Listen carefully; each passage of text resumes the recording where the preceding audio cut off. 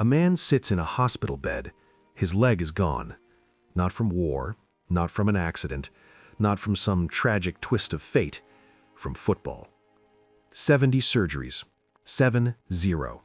That is not a typo. That is not an exaggeration. That is not some dramatic number invented for effect. 70 times doctors cut into his body. 70 times he was wheeled into an operating room. 70 times he counted backwards from 10 as anesthesia flooded his veins. 70 times he woke up with new scars, new metal, new pain etched into his flesh.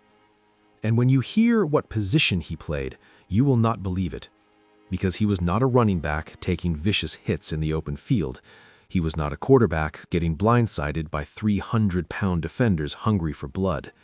He was not a linebacker throwing his body into collisions at full speed. He was a center. The man who snaps the ball. The man most fans never even notice. But here is what makes this story unlike anything you have ever heard. He did not stop.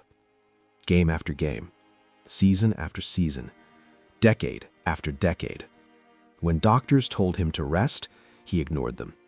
When trainers begged him to sit out, he refused. When his own body screamed for mercy, he silenced it. He refused to sit out. He refused to heal. He refused to quit.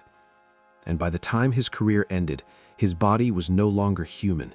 It was a collection of metal rods, artificial joints, and scar tissue held together by nothing but sheer willpower and an unbreakable spirit that defied medical science.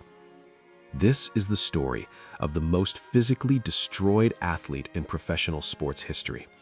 And the price he paid will haunt you long after this video ends. His name was Jim Otto, and before he became a legend, he was a nobody that the world had forgotten before it ever knew him. Born in 1938 in Wausau, Wisconsin, Jim grew up in a time when football was not glamorous. There were no million-dollar contracts waiting at the end of the road, no private jets, no mansions, no endorsement deals with global brands, no fame, no glory. Just mud, blood, and broken bones on frozen fields in front of half-empty stadiums. His childhood was ordinary in every way. Small-town America, working-class family, dreams that seemed too big for a boy from Wisconsin. But Jim Otto had something that would define his entire existence, an inability to accept the word no. He played college football at the University of Miami. He was good, not great, not exceptional, just good. He worked harder than everyone around him, but talent scouts saw limitations where Jim saw opportunities. And when the NFL draft came around, not a single team wanted him. Not one. Every scout had the same opinion written in their notebooks. Too small, too slow, not talented enough, not worth the roster spot, not worth the investment. Jim Otto was rejected by the entire National Football League. Every single team looked at him and saw a player who would never make it, a player destined to fade into obscurity like thousands before him. Most people would have accepted that verdict. Most people would have moved on with their lives, found a regular job, raised a family, watched football on Sundays instead of playing it.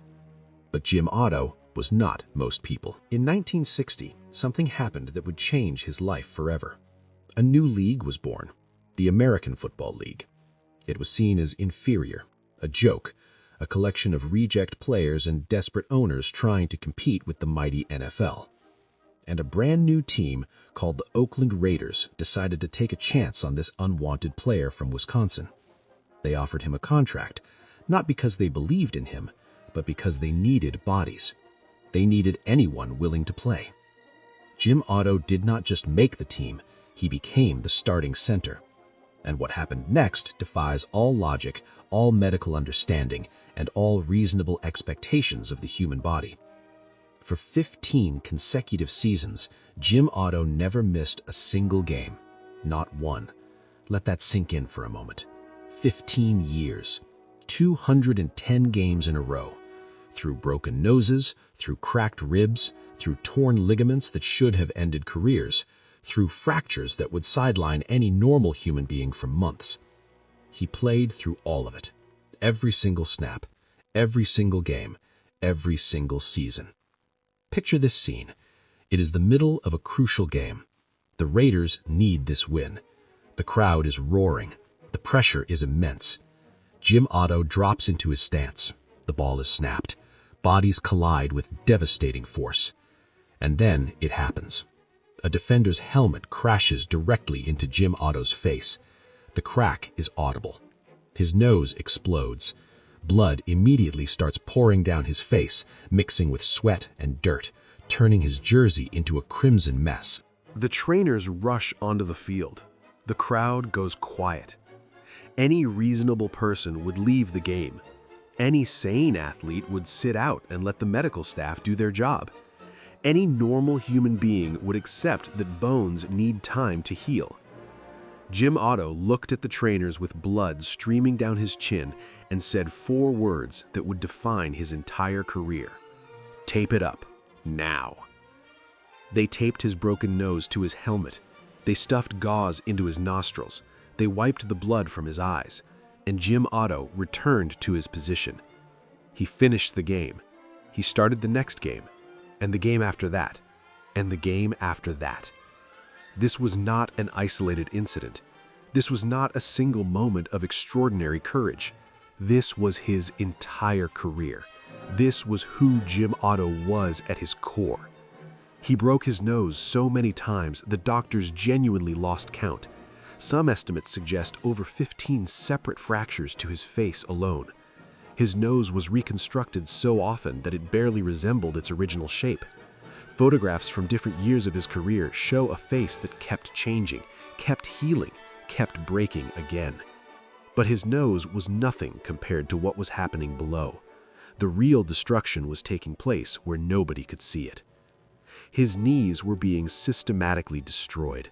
Every single play, Jim Otto collided with defensive linemen who weighed over 270 pounds of pure muscle and aggression. Every single play, his knees absorbed punishment that would cripple ordinary men. Every single snap, he was engaged in a war of attrition against his own body. The cartilage in his knees did not just wear down over time. It disappeared completely. There was nothing left. Bone was grinding against bone with every step. Every movement sent shockwaves of agony through his legs. Every practice was torture. Every game was a test of how much pain a human being could endure. But Jim Otto had made a decision early in his career. Football was his life. Football was his identity. Football was everything, and he would give his life to football. He would sacrifice every part of himself for the game he loved. The surgeries began piling up during his playing years. One knee surgery, then another, then another. Doctors would carefully repair the damage, reconstruct what they could, warn him about the consequences of returning too soon, and Jim would immediately return to the field and destroy all of their meticulous work. He did not care about the future. He cared about Sunday. He cared about his teammates. He cared about being on that field when his name was called. By the time he retired in 1974, he had already undergone more surgeries than most people experience in 3 lifetimes. His medical file was thicker than a phone book. Every doctor who examined him expressed disbelief that he was still walking. But retirement did not stop the deterioration. If anything, it accelerated. The body he had punished for 15 years was finally presenting the bill, and the cost was beyond anything Jim Otto could have imagined. Here is what the game had taken from him. His right knee required a total replacement. The original joint was beyond saving. Doctors installed artificial components, hoping they would hold. They did not. The replacement failed. Another surgery, another replacement, then another. The artificial joints kept failing because the surrounding damage was simply too severe for any medical technology to overcome. His left knee followed the same devastating path, replacement after replacement, each surgery more complicated than the last, each recovery longer, each outcome less certain. Doctors marveled at the destruction they found inside his body. They had never seen anything like it. The wear and tear was unprecedented. The damage was catastrophic. And yet, Jim Otto kept going. But the true horror was yet to come. The worst chapter of his medical nightmare had not yet been written. Infections began spreading through his body. The metal components in his joints became breeding grounds for bacteria.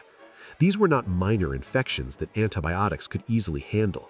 These were serious, life-threatening invasions that required immediate surgical intervention. Doctors would operate to clear the infections. They would remove damaged tissue. They would flush the wounds.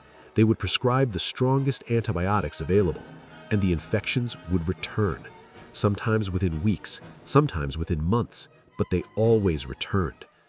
This cycle repeated for years. Hospital admission, surgery, recovery, infection. Hospital admission, surgery, recovery, infection. An endless loop of pain and procedures that would have broken anyone else. And then came the day that shattered everything he had left. Doctors walked into his hospital room with devastating news. Their faces told the story before their words did. The infection in his right leg had become completely uncontrollable. It was spreading aggressively.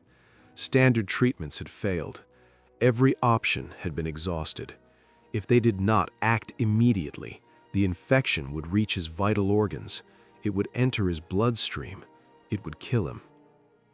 Jim Otto had two choices: lose the leg or lose his life. For a man who had spent his entire existence refusing to quit, this was the ultimate defeat. But Jim Otto chose to live. In 2007, Jim Otto's right leg was amputated above the knee. The leg that had carried him through 210 consecutive games. The leg that had refused to quit for 15 seasons. The leg that had made him a legend. The leg that had defined his entire identity. Gone. Forever. But even this unimaginable loss was not the end of his suffering. The nightmare continued. More surgeries followed the amputation. More infections emerged in other parts of his battered body. More hospital beds, more recovery rooms, more pain. The count rose to 40 surgeries, then 50, then 60, then the number that seems impossible to comprehend: 70. 70 operations. Let that number truly sink into your mind. Most people fear going under the knife once in their lives. They dread the vulnerability. They worry about complications. They spend sleepless nights before a single procedure. Jim Otto did it 70 times. Each surgery was a gamble with his life. Each recovery was a battle against his own failing body. Each day was a reminder of the price he had paid for the game he loved. His medical bills reached into the millions of dollars. His body became more artificial than organic. Metal and plastic replaced what nature had given him. His mobility was forever compromised. Simple activities that healthy people take for granted became monumental challenges. And yet, when reporters asked him the inevitable question that everyone wanted answered, his response shocked everyone who heard it. Would you do it again? Knowing everything, knowing the pain, knowing the surgeries, knowing you would lose your leg. Jim Otto smiled, the same smile he wore when blood poured down his broken nose, the same smile he wore when doctors told him his career should be over, the same smile he wore through 210 consecutive games of violence and sacrifice. Yes, he said without hesitation. I would do it all again, every single moment. He was not being brave for the cameras. He was not performing for an audience. He wasn't saying what people expected athletes to say. He genuinely meant every word. Football had given him purpose when the world told him he was not good enough. Football had given him identity when he was just another rejected player. Football had given him brotherhood with men who would have died for each other on that field. The Oakland Raiders retired his number, 00. The number he chose because he wanted to be first alphabetically in the program. No other player will ever wear it. His jersey hangs in the Pro Football Hall of Fame, where he was inducted in 1980 alongside the greatest players the sport has ever produced. But his legacy is not about statistics. It is not about championships. It is not about individual awards or record books. His legacy is about sacrifice. Pure, absolute, uncompromising sacrifice. Jim Otto represents a generation of athletes who played for love of the game. They did not have guaranteed contracts protecting their income. They did not have long-term medical coverage for their injuries. They did not have safety protocols designed to protect their bodies from permanent damage. They had passion. They had dedication. They had an understanding that this game demanded everything, and they gave everything willingly. Some call him the toughest man to ever play football. Some call him the most dedicated athlete in the history of professional sports. Some call him foolish for destroying his body for a game that would ultimately forget him. But here is what everyone agrees on without exception. There will never be another Jim Otto. The modern NFL would never allow it. Players are pulled from games for minor injuries. Concussion protocols sideline athletes for weeks. Teams protect their investments with careful management of playing time and physical demands. Jim Otto played in an era where your value was measured by your willingness to sacrifice, where toughness was the ultimate currency, where showing weakness meant losing everything. And nobody sacrificed more than him. Nobody gave more of themselves. Nobody pushed the limits of human endurance further. He passed away on November 10th, 2021, at the age of 82. His body had finally given out after decades of fighting, but his spirit never did, not once, not ever. At his memorial, former teammates shared stories that had never been made public, stories of games where Jim Otto should have been in a hospital bed, stories of injuries that would have ended any other career instantly, stories of a man who simply refused to accept human limitations because he did not believe they applied to him. One teammate said something that perfectly captured who Jim Otto was at his core. He did not play football, he was football. Everything the game represents, he embodied. 210 consecutive games, 70 surgeries, 1 amputated leg, 0 regrets. That is the story of Jim Otto, the Raider who sacrificed his body for football, the man who gave everything and somehow still wished he could have given more, the legend who proved that human willpower has no limits. The next time you watch a football game from the comfort of your living room, remember this story. Remember what the players of that era endured without complaint. Remember the price they paid for your entertainment. And ask yourself a question that has no easy answer. Was it worth it? If you felt something watching this story, hit the subscribe button right now. This channel brings you the most incredible untold stories in sports history. Stories of sacrifice that defy belief. Stories of legends who deserve to be remembered. Stories that will change how you see the games you love. Subscribe and turn on notifications so you never miss another video. Because every week, we uncover another story that will leave you absolutely speechless.